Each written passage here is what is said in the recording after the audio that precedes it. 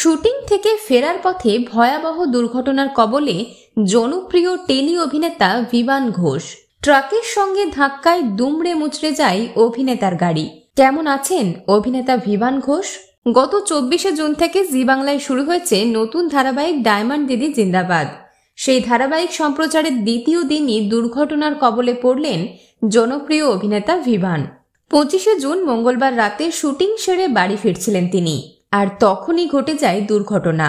অল্পের জন্য প্রাণে বেঁচে যান অভিনেতা। ঠিক কি ঘটেছিল সেদিন?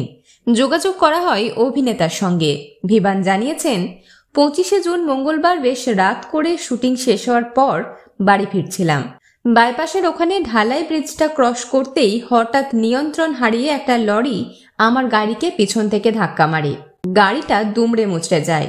অবস্থা খুব খারাপ। আমি চালকের পাশের সিটে বসেছিলাম। ড্রাইভার গাড়ি চালাচ্ছিল। খুব একটা আঘাত পায়নি, চোট সামান্য।